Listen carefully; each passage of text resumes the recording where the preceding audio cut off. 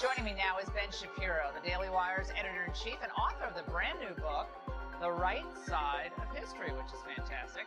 Ben, now, this isn't about free speech. This is about downplaying one of the darkest days in our nation's history. Your take. That's of course true, and she has a long history of not taking terrorism particularly seriously. In 2013, she did an interview in Minnesota in which she joked about people taking Al-Qaeda and Hezbollah more serious than they took America and England. And then in 2016, she wrote a letter in which she tried to have a judge be more lenient with people who tried to join ISIS, saying that, of course, these were people who only became violent because of American marginalization. And then in 2017, she wrote a column for Time magazine in which she suggested that America was rooted and founded on slavery and genocide, and in order for us not to look that in the face, instead, we focused on international terror. This is not someone who takes terrorism particularly seriously, so I am bewildered as to why quoting her would constitute some form of violation of her personage, would be a violation of free speech or something. Laughed while discussing how people say the name Al-Qaeda with seriousness, as if respect for terrorist groups were something to mock. In 2016, she argued for leniency toward ISIS recruits.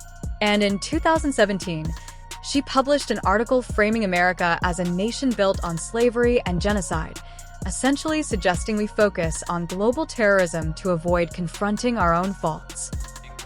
Where she talks about the way people say Al-Qaeda.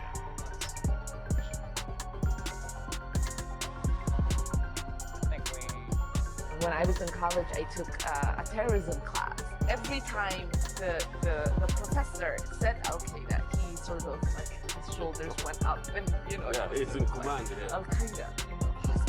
You don't say America with an intensity. You don't say England with an intensity. You don't say the army with an intensity. Well, and Ben, Pete Buttigieg, we talked about him earlier. He's the new star of the Democrat Party. He's edged out Beto O'Rourke, and now he's taken that spotlight. He talked today about the consequences of otherizing people like her. I thought you'd love this. Let's watch. One of the worst things that's happening right now is otherizing people. And if we're wondering whether this has real-world consequences, look no further than what happened not long ago in New Zealand. And yes, by the way, the president demonizing Representative Omar is part of this. It's dangerous and it's going to stop. Otherizing.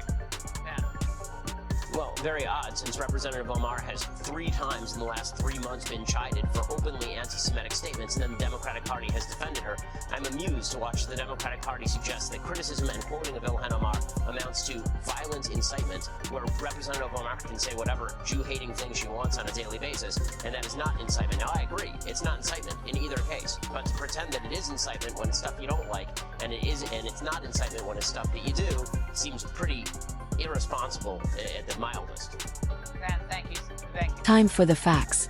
That's why Ben Shapiro, one of the few willing to speak plainly, hit the nail on the head when he said, quoting Omar's own words is not incitement.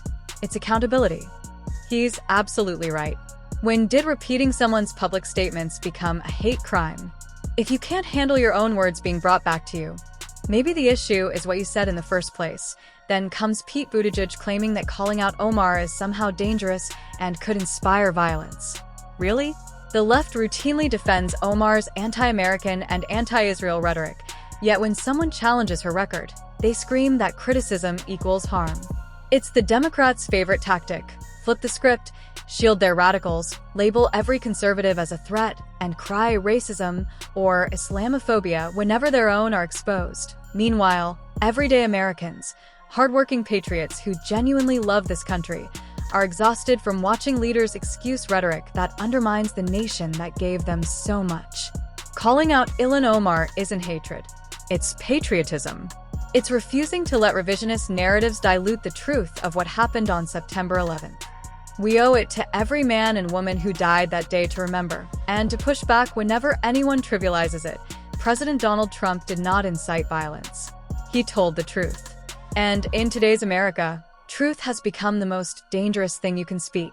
Before we wrap up, I want to hear from you. Should Omar be held accountable for her comments? Or is she just another protected Democrat hiding behind identity politics? Drop your thoughts in the comments. And if you're fed up with media double standards and political hypocrisy, hit like, share this video, and subscribe.